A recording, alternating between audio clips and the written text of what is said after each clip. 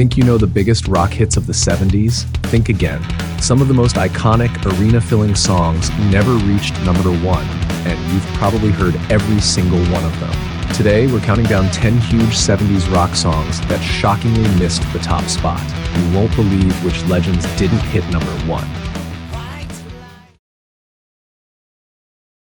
Did you know the legendary rock song Highway Star was written on a tour bus? In 1971, a journalist asked the band Deep Purple a simple question: how do you write your songs? So guitarist Ritchie Blackmore grabbed an acoustic guitar right there on the bus and started improvising a fast driving riff on the spot. Singer Ian Gillan began making up lyrics about speed, engines, and the thrill of the open road. That spontaneous jam became Highway Star, the song that would open their 1972 album Machine Head. But the real magic happens in the solos. Blackmore built his blazing guitar solo using patterns inspired by classical composer Johann Sebastian Bach, giving it a precise, almost Baroque structure. Meanwhile, keyboardist John Lord ran his Hammond organ through a Marshall amplifier, making it roar like a second guitar. The result? A song so fast and powerful that many fans consider Highway Star, one of the earliest blueprints for speed metal. And it all started with a question on a bus.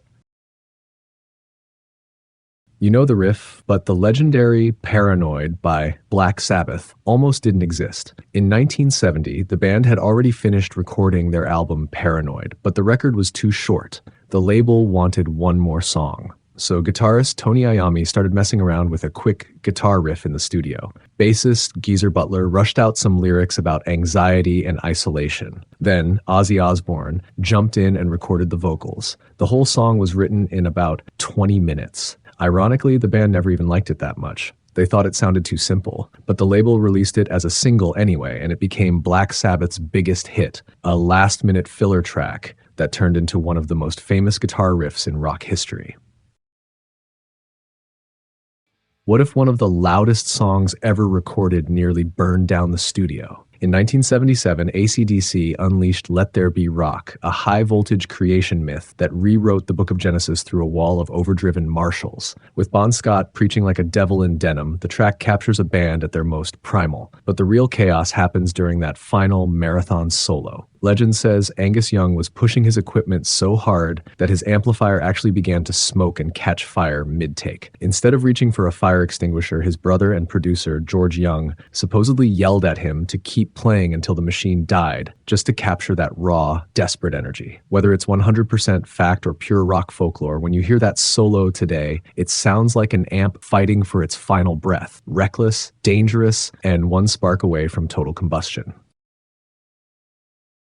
Did you know the song Burn almost had to prove that Deep Purple could survive? In 1973, the band was in crisis. Their legendary singer Ian Gillan and bassist Roger Glover had just left. Fans thought the band was finished, so guitarist Ritchie Blackmore brought in two new musicians, a young unknown singer named David Coverdale and bassist Glenn Hughes. The first major song they created together was Burn. Deep Purple wrote the track while locked inside England's Clearwell Castle, rehearsing in the basement like a medieval dungeon. Coverdale was so hungry for the gig, he wrote 6 different sets of lyrics for this one track. That legendary riff, Ritchie Blackmore actually borrowed the melody from a 1920s jazz standard by George Gershwin. The real magic? John Lord's Hammond organ. By matching Blackmore's speed note for note, Lord turned the solo into a high-octane keyboard versus guitar duel, defining Deep Purple's signature aggressive sound. When the song exploded onto the 1974 album Burn, it proved one thing: Deep Purple wasn't dying. It was never released as a single. Never. Yet it became the most requested song in radio history.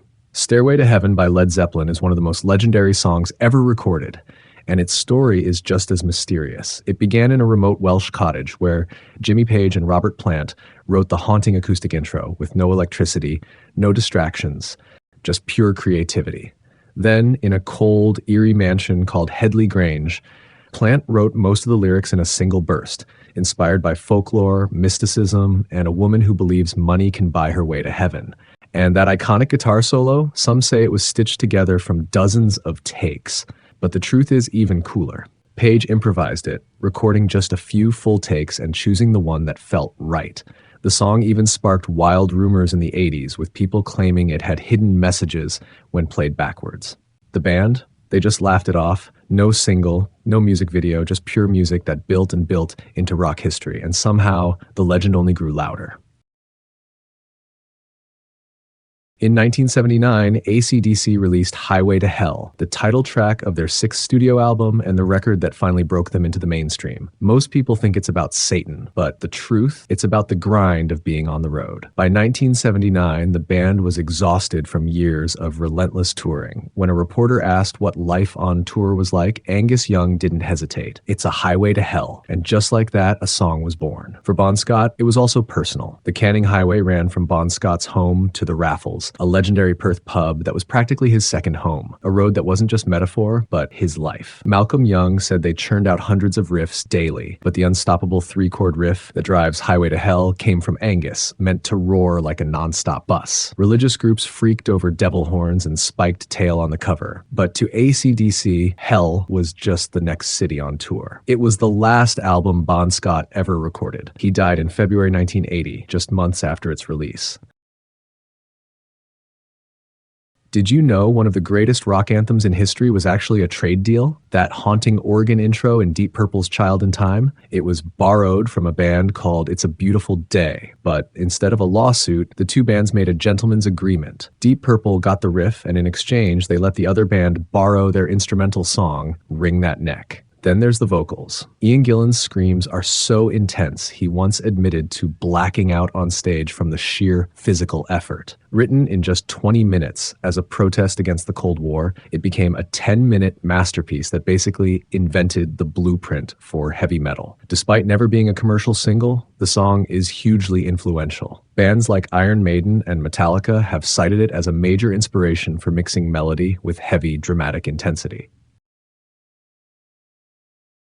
Black Sabbath's War Pigs is the ultimate heavy metal anthem, but it almost had a completely different name. Originally titled Walpurgis, bassist Geezer Butler described the song's theme as evil itself, comparing the horrors of war to a dark ritual. The record label thought the original title was too intense for the 1970s. They forced a name change to War Pigs, but the band refused to change a single lyric. This led to the most famous rhyme in rock history. Critics laughed when Ozzy rhymed masses with masses, but they missed the point. The first masses refers to the huge crowds of soldiers, while the second refers to a religious ceremony. It was a genius comparison. Generals gathered for war are no different than witches at a black mass. It became a masterpiece. It's been ranked the #1 Sabbath song of all time and even appeared in Broadside, a legendary folk music magazine. In 1971, Led Zeppelin opened their legendary album Led Zeppelin 4 with the explosive track Black Dog. The song is famous for its electrifying call and response between singer Robert Plant and guitarist Jimmy Page. The title has nothing to do with the lyrics. While the band was recording at Headley Grange, an old black Labrador kept wandering around the studio grounds. The crew started jokingly calling the track Black Dog, and the name stuck. There's another twist. The riff was designed by bassist John Paul Jones to be tricky, shifting between unusual rhythms so people couldn't easily dance to it. And to get that famous, crunchy tone, Jimmy Page plugged his Gibson Les Paul straight into the mixing console instead of using an amp. The result? One of the most iconic guitar tracks in rock history.